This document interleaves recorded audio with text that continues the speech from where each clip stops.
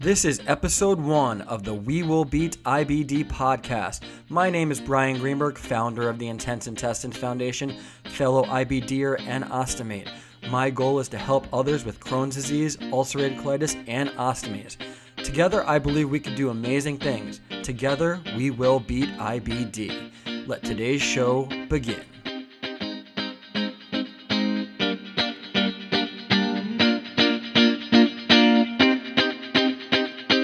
Hello, everybody, and welcome to the first We Will Beat IBD podcast for Crohn's and Ulcerative Colitis Awareness Week. Today, we'll be covering a variety of topics. I'll be introducing myself and discussing my journey with Crohn's disease and living with an ostomy for a little while. I'll also be discussing a little bit about the Intense Intestines Foundation, the nonprofit I founded to help people with Crohn's disease, ulcerative colitis, and ostomies, and also answering some of your questions submitted by social media. So many of you know me through social media such as Facebook, Twitter, and Instagram. I've also been lucky enough and honored to meet some of you in person at Intense Intestines events and different conferences across the country. But I wanted to introduce myself a little bit more and also discuss my journey with Crohn's disease and living with an ostomy a little bit so you know more about me. So here at the We Will Beat IBD podcast, we are going to shoot for 2 shows a month. One will just be me, a solo show where I cover various topics in the IBD community and also take your questions that are submitted via social media and email. The second show that we'll have will be an interview, a one-on-one with somebody in the IBD community or just outside of the IBD community that we believe can help patients with Crohn's disease, ulcerative colitis, and ostomies. So I was actually diagnosed at age 11, and like most kids, I didn't take it too seriously. I didn't know what to do. I just played my video games, went out with friends, and tried to stay on top of it as much as I possibly could. But 4 pills of Pentasa 4 times a day is a little bit hard to keep track of and a little bit hard to stay on top of as an 11-year-old. As I grew up, I started to have to take my Crohn's disease more seriously. In high school, it actually started to bother me on a regular basis. But I have to be honest, like most kids would do, I use my Crohn's to get out of class sometimes, not go to calculus or physics or biology, because that's what kids do. Unfortunately, when I got to college is when my Crohn's disease really started to kick in and really started to bother me. I remember very vividly that I started to have rectal pain, and I didn't know exactly what was happening. I went to a class at the University of Rhode Island, began to, learn like most kids do, listen to whatever lecture was happening, but something was going on, and I knew something had popped. Something happened in my rectal area. So I just sat there very still because I knew something was wrong and I wanted to let everybody else in the class walk out first. What should I do? I waited until everybody left, stood up, reached around, and there was a large amount of drainage that came out of my rectum completely unexpectedly. I'd never had this before. It smelled awful and I knew something was wrong. I was about a 10-minute walk from my dorm room. I pulled down my jacket about below my waist and literally ran across campus, took a shower immediately, went onto my dorm room bed, laid on my stomach, and was confused. What was happening? What was going on? I didn't have this before. It was something completely new. So how do I deal with it? I literally dealt with it on my own like most Crohn's patients do at first. We are taught at a very young age that anything that has to do with going to the bathroom or, a number 1 or a number 2, we're not supposed to talk about. And now I had uncontrollable drainage coming out of my rectum. So I wasn't about to go talk to my friends in college who were also 18, 19, 20 years old and say, well, what do you think about this? I wasn't exactly sure what reaction I would get, so I decided to keep it to myself. I called my parents, I started to talk to doctors and try to figure out what the next steps were. After thinking for a while of what I wanted to do, I obviously called my gastroenterologist and talked to him about it. I came home immediately, saw him, and he told me exactly what was happening. I was beginning to get rectal abscesses and also have a fistula system develop on my backside, which many IBDers have, and it can be extremely painful. I then saw a surgeon in my area, and a roller coaster ride began. I had 13 surgeries in a 19-month period. It was, to say the least, very challenging, and I was back and forth from school constantly. I spent a lot of time at home trying to get my classes done, but it was almost impossible with the amount of pain I was in, with the amount of drainage I was having. Setons were placed, and it was more important for me to take a bath at certain times during the day. Since the pain was so unbearable and my grades did suffer, classes weren't a priority, and I had to do what a lot of young adults with Crohn's disease and ulcerative colitis do, and I had to transfer home. I had to live with my parents. I had to be around my surgeons and my doctor on a regular basis, and it was just the smart decision for me to do. Basically, what happened next was a big decision in my life to have my first resection and get a large portion of my colon removed. I had my ascending and part of my transverse colon taken out, and for a while I actually had remission. I had about 4 to 5 good years where I had very little symptoms. I was able to live relatively pain-free and able to enjoy life for at least a moment.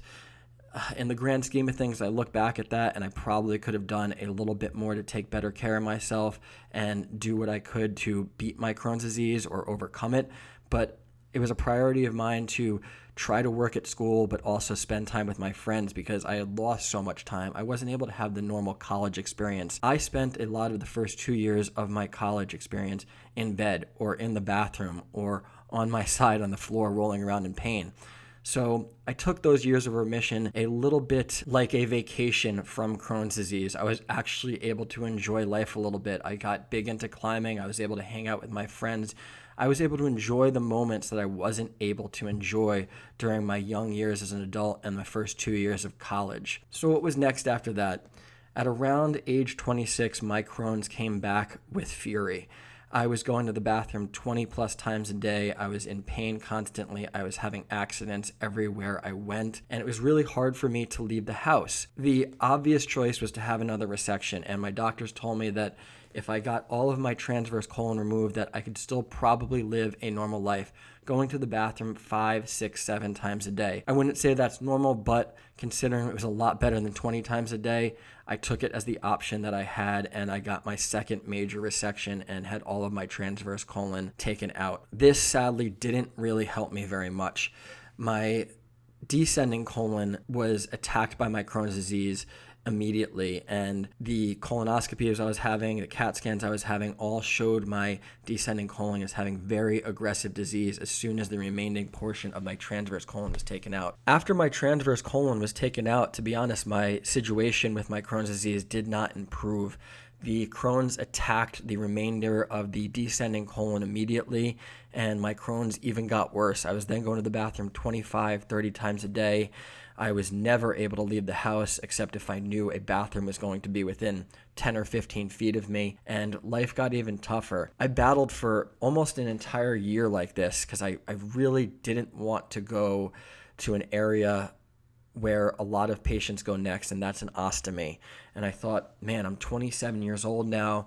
How am I supposed to live with an ostomy? How am I supposed to hang out with my friends? How am I supposed to do the activities that I want to do? How am I supposed to date a little bit? How am I supposed to find a girl? I'm going to have this ostomy bag on my right side, and it's going to change life completely.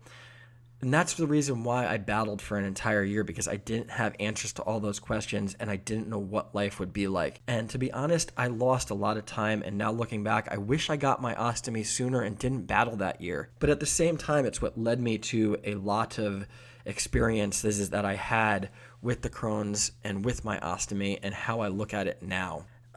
It took me almost a year, like I said, and I finally decided to get the ostomy, and I was terrified. Leading up to my ostomy surgery, I was doing a ton of research. I was talking to all my friends, almost doing market research with them on how they would react, how they would be with a friend with an ostomy, what they would think of it. But I didn't know what living with it would actually be like. Would I still be able to climb? Would I still be able to ski? Would I be able to do all the activities that I wanted to? And I remember literally days before my ostomy surgery, I was scouring the web for more information on someone like me. And I found a gentleman by the name of Rob Hill up in British Columbia who runs a nonprofit organization called Ideas. I suggest you check it out. They do great work in raising awareness for Crohn's disease, ulcerative colitis, and ostomy. But Rob Hill inspired me and changed my life in many ways. Rob has actually climbed the 7 summits of the world, which is the highest peak on each of the 7 continents, with Crohn's disease and with an ostomy, which made me cry.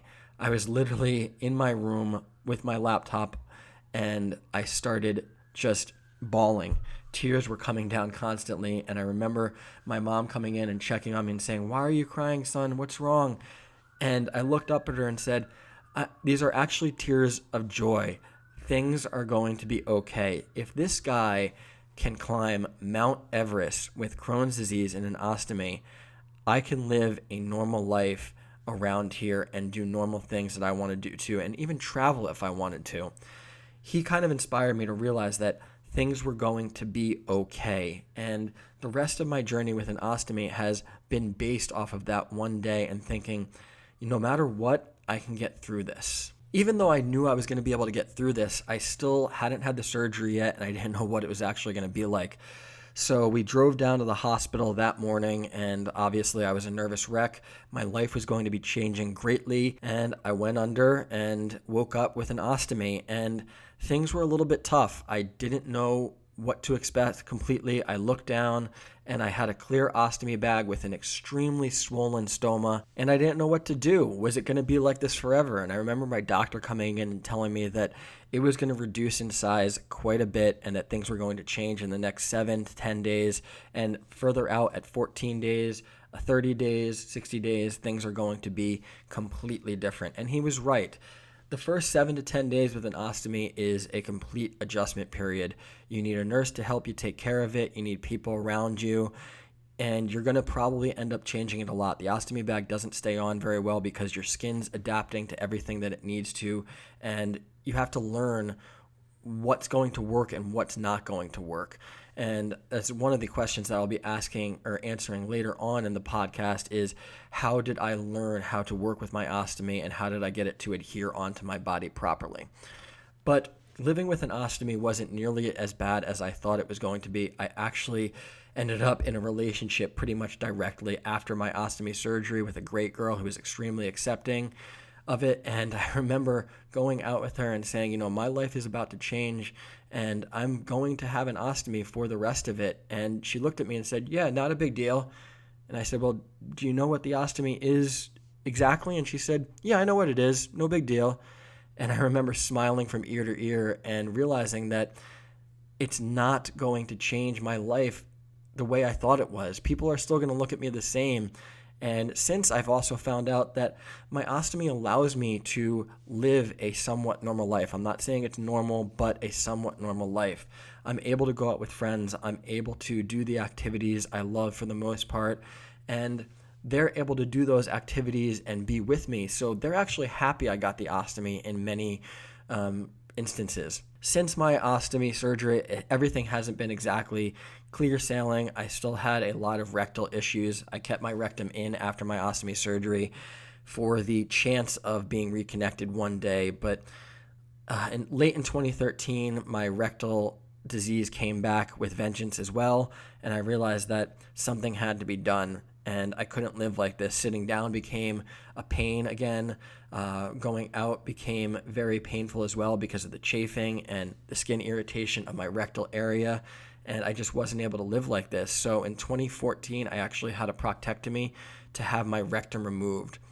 This surgery was one of the most difficult surgeries I've ever had, and I've had a lot, to be honest with you. They have to go in through the front of your stomach to release the rectal muscle from the top, and then they also have to go through the back to take out the rectal muscle. So you have a very large wound on the front of your body, and you have a very large wound on the back of your body. So there's no way to really get comfortable. And it was difficult. I had complications. I had an infection. They actually had to open up my rectal area so then it would heal from the inside out. And I had a very large wound that needed to be taken care of each and every day by a visiting nurse. And it was a little bit of a blow. I was 31 years old at my parents' house, rolling around in bed, having a visiting nurse coming each and every day. Life isn't supposed to be that way for a 31-year-old. You're supposed to be out. You're supposed to be getting your life in order and having a successful job and, meeting people and getting married and everything like that. But each and every day I woke up and said, you know what? This is my journey and I can't be upset with it too much. Yes, at times I cried and at times I let it get me down, but I took 24 hours and then got back at it and realized I had to do whatever I could to make my journey with Crohn's disease and this ostomy the best I could. I went on a vacation, my first one in years, where I actually traveled a long distance with a ski club that I'm a member of, and I went to Vancouver and then went up to Whistler to ski out west for the first time in about 6 or 7 years. And I did this because I knew I was going to be with a group of people, a large group of people, about 20 friends who knew about my Crohn's disease, knew about my ostomy, and that made me know that everything was going to be okay. If anything happened, things were going to be all right. And I got to Vancouver, which is an absolutely beautiful city. If you ever have a chance, go to Vancouver. If you like outdoor activities, it's pretty much a mecca. And I rented a bike because my rectum was healed enough to allow me to actually go for a bike ride. And this was shocking to me. And I hadn't been on a bike in a very long time, probably about almost a year since an event that the IIF has in New York City for the 5-borough bike tour, which I'll talk about in a little while. And I got to ride around the peninsula of Vancouver in a park called Stanley Park, and it was absolutely beautiful. I took time to sit at certain benches and reflect on everything that happened in my past, reflect on my disease a little bit, but it all got me to this point, and it all allowed me to go on a bike ride through Vancouver in British Columbia, around a peninsula surrounded by water with mountains on the other side just shooting straight up. And it was an incredible experience. And I realized that, once again, things were going to be okay. I got to this point, and whatever speed bumps might come my way, whatever hurdles are in front of me, I was going to be able to get through them. And I decided to cross off a bucket list item while I was in Vancouver. And I said to myself after that bike ride, I'm going to do a half Ironman, which is a 70.3 distance triathlon, which consists of a 1.2 mile swim, a 56-mile bike ride, and a 13.1-mile run. And my goal wasn't to compete. My goal was to just complete the race, just cross the finish line. So I talked to a good friend of mine and who does major triathlons and has done multiple Ironmans and marathons and everything. And we planned out my training and planned out exactly how I was going to be able to get this done. And I set out a goal, which I think is extremely important to have with Crohn's disease. And my goal was to cross the finish line, like I said. Some goals might be to get off the couch one day after a surgery, which I've had as well. They might be to go for a walk with your dog in the neighborhood. They might be to go out with a friend for a very quick cup of coffee. Your goals are all different, but mine was to cross the finish line now that I was a little bit healthy and do a 70.3 triathlon. And it was tough. I hadn't swam in a while, and I didn't know what to expect. But the long story short, because I'll probably cover this in another podcast, was I was able to cross the finish line. I was able to cross the goal line not only physically, but metaphorically as well. And it was a journey that I will never forget. I thought back a year earlier. I was at my parents' house rolling around, like I said, with a visiting nurse in pain, dealing with an open wound. But a little bit over a year later, I was able to do a 70.3 triathlon, which goes to show you a lot can change in a short amount of time. A year sounds like a long time, but as we all know, it passes very fast. And my life literally took a 180-degree turn from being bedridden to becoming a half Ironman. And that basically brings us to present day. Obviously, that's a very short version of a very long story with a lot of hurdles, a lot of complications, and a lot of speed bumps that I don't have time to go into now, but hopefully I will be able to cover in future podcasts and answer some of your questions as well. I've had a 20-plus year journey with Crohn's disease and a 5-plus year journey with an ostomy. So I've gone through a lot, like many IBD patients and ostomy patients. It hasn't been easy. It has been a roller coaster, to say the least, but I think it's very important for all of us to keep a positive attitude, to look forward, to realize that things are going to change and we can all be there for each other. We have an amazing community, one that I've leaned on, one that others should lean on as well, and one that will always be there for all of us, which is incredible to have. This incredible community that I just mentioned actually inspired me in many ways to start my own charity, which is called the Intense Intestines Foundation. I just want to talk about it very briefly because I want to answer your questions and get to those as well. The Intense Intestines Foundation has a goal to connect, educate, and support the IBD community and patients with Crohn's disease, ulcerative colitis, and ostomies. And not only patients, also caregivers, family members, and also raise awareness for other people in the world that think IBD is just a bathroom disease, because as many of us know, Crohn's disease and ulcerative colitis go far beyond the bathroom, which leads me to one of our awareness campaigns that we have right now to show that these diseases aren't just bathroom diseases. We have the Beyond the Bathroom campaign, which is many patients taking a symptom that they have that doesn't have to do with going to the bathroom, writing it on a sheet of paper, taking a picture standing just outside of the bathroom door, and sharing it on social media so they can show their friends that Crohn's disease and ulcerative colitis don't just have to do with going to the bathroom. There's other issues like anxiety, arthritis, surgeries, depression, pain, nausea. So many of these symptoms that we've gotten sent to us are extremely powerful and show that these diseases don't just have to do with going to the bathroom. And we want to try to raise awareness like this to show the world that these diseases are very complex, they're very serious, and they're things that people need help with.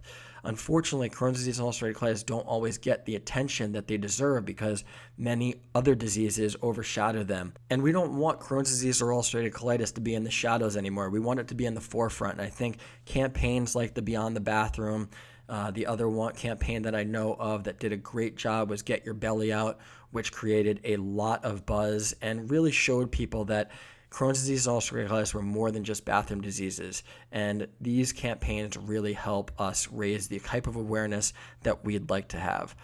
Our main goal at the Intense Intestines Foundation is to help people now.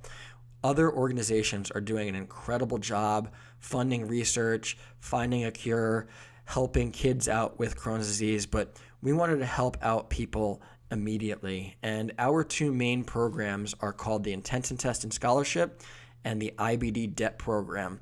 And we started the scholarship first because we wanted to help young adults get their higher education. And we realized that if you have moderate to severe Crohn's disease or ulcerative colitis, the bottom line is you're not going to finish school within 4 years. It's going to take you 5, 6, 7 years.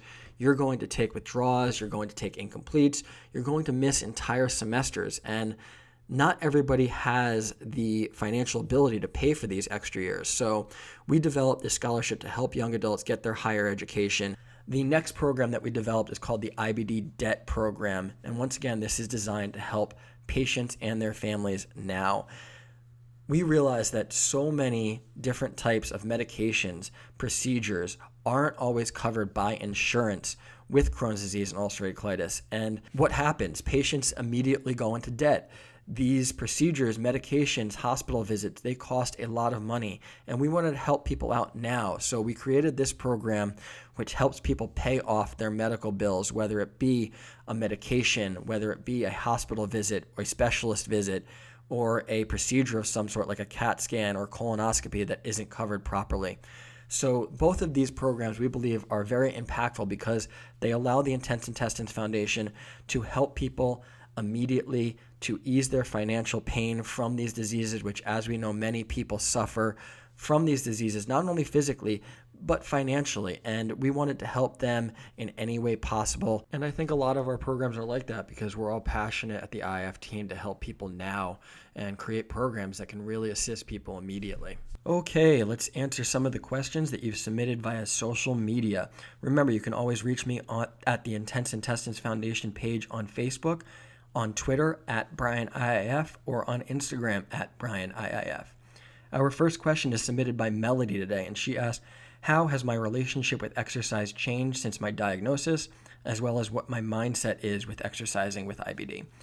Melody, this is an excellent question. I believe one that a lot of IBDers suffer with and try to answer themselves and have to figure out. First, I'll start with my mindset.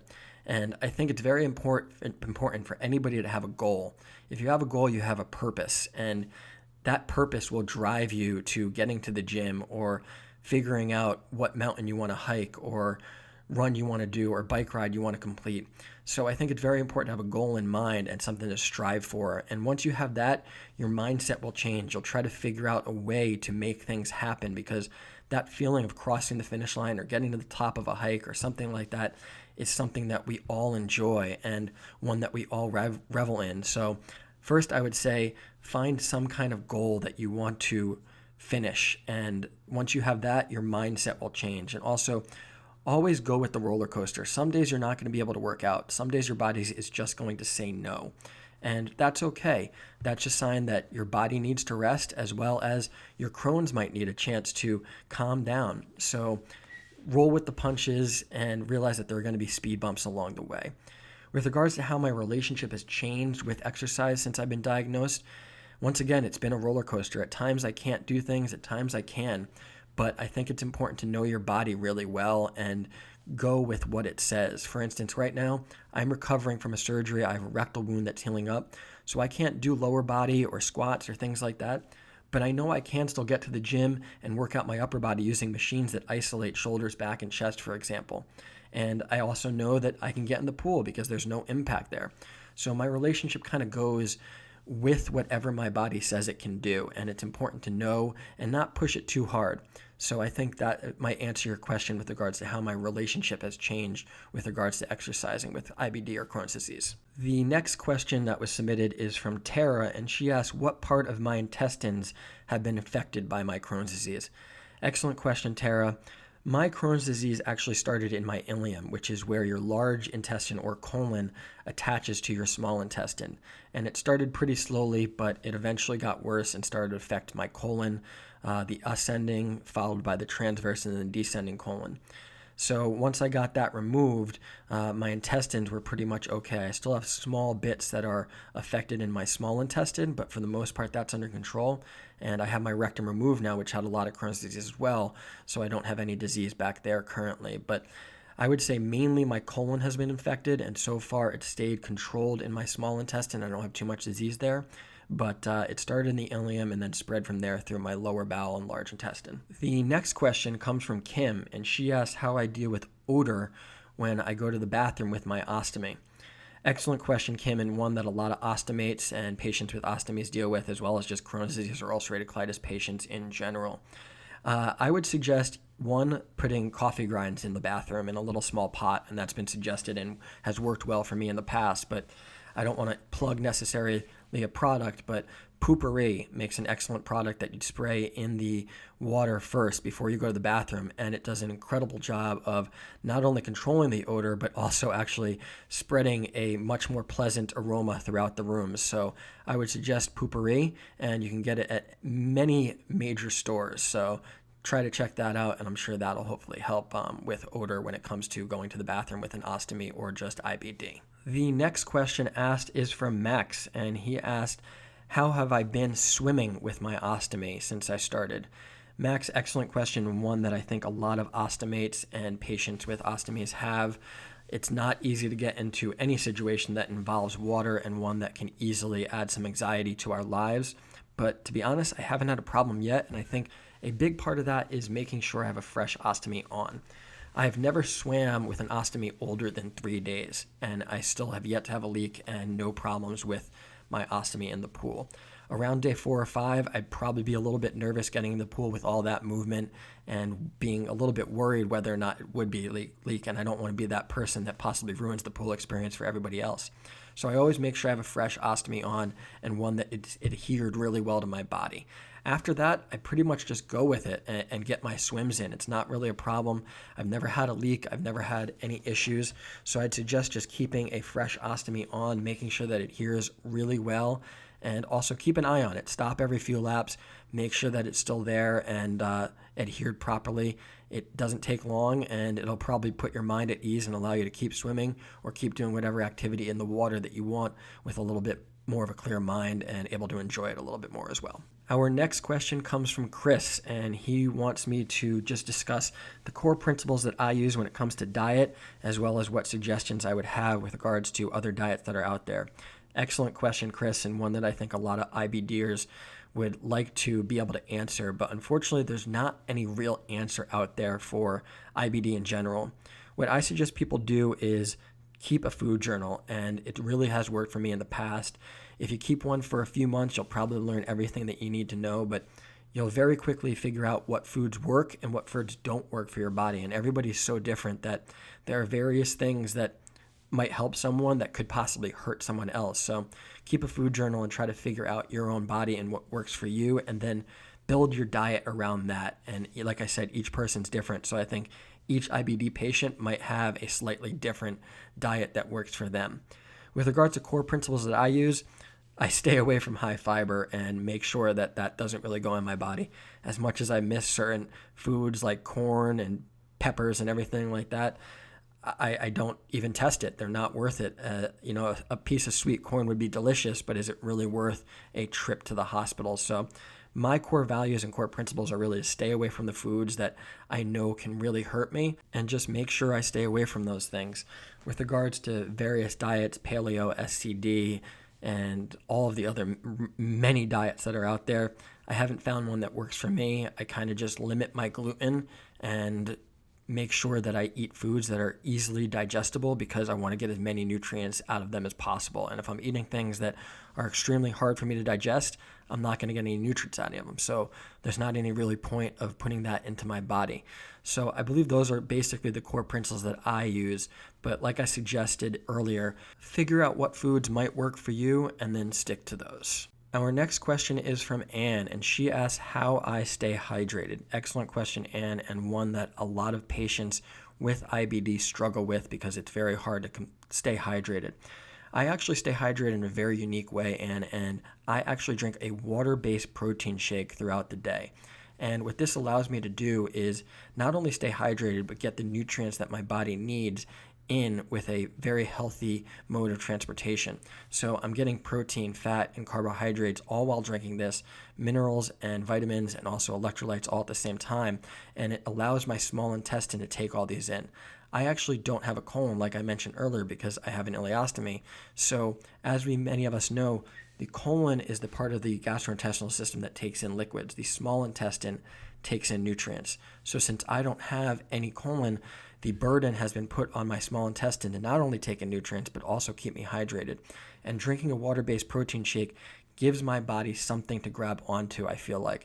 If I drink a sports drink or just water, it will go straight through me. Either a sports drink is too sugary and water doesn't really have anything for my small intestine to grab onto, so it's a little bit hard to. But since a water-based protein shake has nutrients and has proteins and has fats and has carbohydrates, it has something for my small intestine to absorb, and it's really worked well for me. So for me, it's worked. I don't know for other people. I have suggested it to a few other IBD patients, and they've always given me positive feedback on that it's worked for them.